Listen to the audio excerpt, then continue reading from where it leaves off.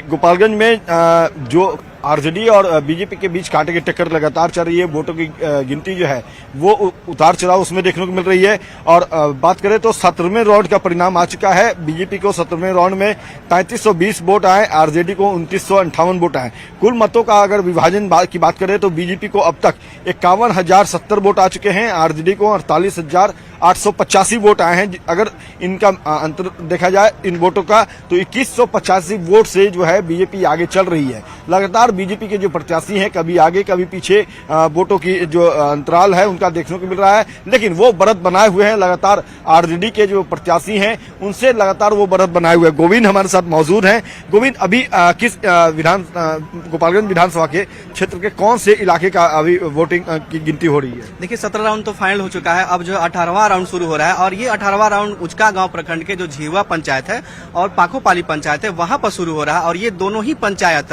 RJD के लिए बेहद ही महत्वपूर्ण है, क्योंकि यहाँ पर डिप्टी सीएम तेजस्वी यादव ने रैली भी की थी। लेकिन इस इलाके में जो AIMIM के जो प्रत्याशी हैं अब्दुल सलाम, उनकी लगातार बढ़त हो रही है। और 17वें राउंड की अगर बात करें तो तकरीबन 1700 वोट उन्हें मिले हैं 17वें राउंड में। कुल अगर बात करें वोट की अगर, तो अब तक AIMIM को जो है 7000 से अधिक वोट मिल चुके हैं। तो ये कहीं न कहीं राजद के लिए एक घातक साबित हो सकता है, क्योंकि बीजेपी और राजद लगातार, बीजेपी जो है 5वें राउंड से लगातार बढ़त बनाई हुई है और तकरीबन 10 राउंड से आप देखिएगा फासला जो है तो 2000 की वोटों से बीजेपी आगे चल रही है। और ये जो झिरवा पंचायत है और पाकोपाली पंचायत है ये बेहद ही अहम है, क्योंकि इस इलाके में जो है आरजेडी को कितना वोट मिल पाता है 18वें राउंड में, ये आने वाले जो है समय का परिणाम बताएगा। और तब जो है साफ हो पाएगा कि आरजेडी कितनी बढ़त में आ रही है और फिर बीजेपी या फिर कितनी बढ़त में जा रही है। लेकिन देखा जाए गोविंद, तो जो AIMIM के जो प्रत्याशी हैं अगर वो इतने वोट नहीं लाते तो शायद अंतराल जो है दोनों का नेट टू नेट फाइट का हो जाता, यानी कि जो अंतराल है वो 1, 2, 4 के आसपास ही रहती है। लेकिन सबसे बड़ी बात है कि जो साधु यादव की पत्नी है जो बसपा से चुनाव लड़ रही है उनकी स्थिति बेहतर नहीं है। बिल्कुल, जो डिप्टी सीएम तेजस्वी यादव है उनकी मामी है इंदिरा यादव, जो साधु यादव पूर्व सांसद भी यहाँ रह चुके हैं, लेकिन उनका इस बार जो है मत काफी प्रतिशत जो है काफी कम रहा। वो चौथे नंबर की अब तक की रुझान के मुताबिक चौथे नंबर की वो जो है प्रत्याशी हैं।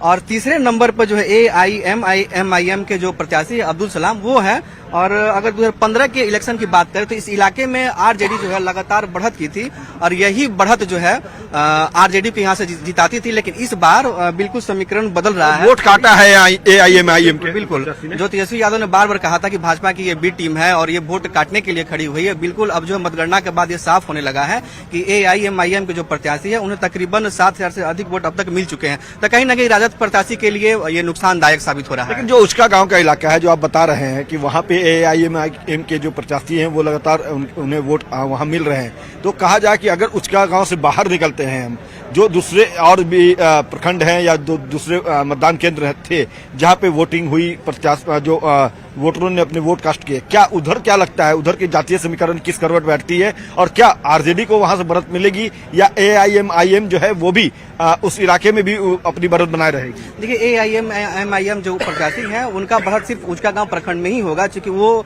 अल्पसंख्यक बहुल इलाका माना जाता है। लेकिन ये इस इलाके में आरजेडी बढ़त करती थी, लेकिन अब जो है इसके बाद थावे प्रखंड का जो पंचायत है, लछवार हो गया, फुलगनी पंचायत हो गया, तमाम तरह के जो पंचायत है थावे प्रखंड में, यहाँ पे मतगणना शुरू होगी। और यहाँ पर पिछले कई सालों से देखा जाता है, कई बार से, कि यहाँ पर बीजेपी और आरजेडी में कांटे की टक्कर होती है। तो लिहाजा जो आरजेडी को उचका गांव प्रखंड में जो बढ़त होती थी वो बढ़त अब नहीं हो पा रही है।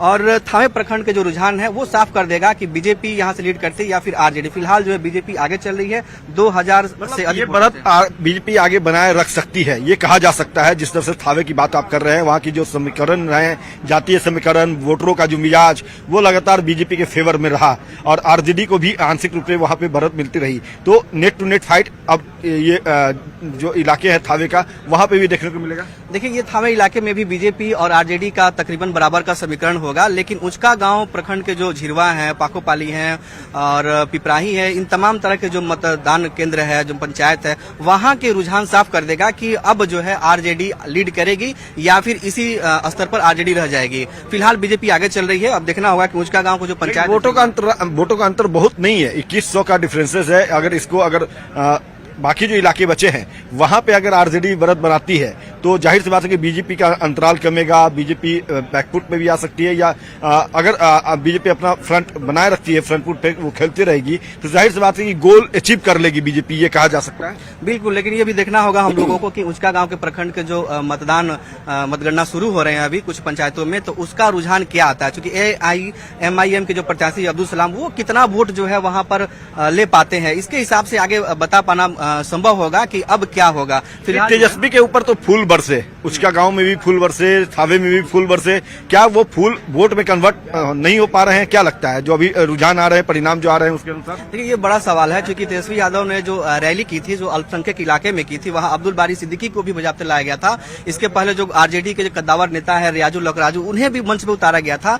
लेकिन बार बार उस इलाके में जो मोहम्मद साहबुद्दीन है, दिवंगत आरजेडी के नेता है, उनकी पत्नी हिना साहब की डिमांड हो रही थी। यही वजह है कि उस इलाके के जो अल्पसंख्यक वोटर है उनमें कहीं न कहीं नाराजगी थी, और ये नाराजगी जो है मतदान के दिन भी दिखा, अब जो है मतगणना में भी साफ नजर आ रहा है।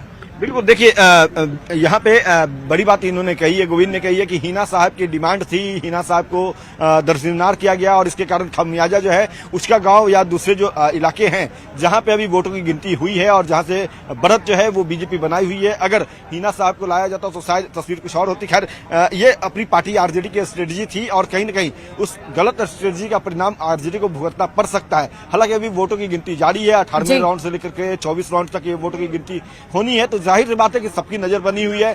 थावे का जो इलाका है वो साफ करेगा तस्वीर बिल्कुल कि आखिर बढ़त जो है वो आप बीजेपी बनाए रखती है या बीजेपी को पछाड़ते हुए आरजेडी जो है वो मैदान में आगे की ओर रेस में आगे बढ़ जाती है। तो अमित, आप लगातार नजर बनाए रखिए क्योंकि काउंटिंग की प्रक्रिया लगातार चल रही है। हम आपसे फिर जुड़ेंगे और फिर अपडेट लेंगे और बड़ी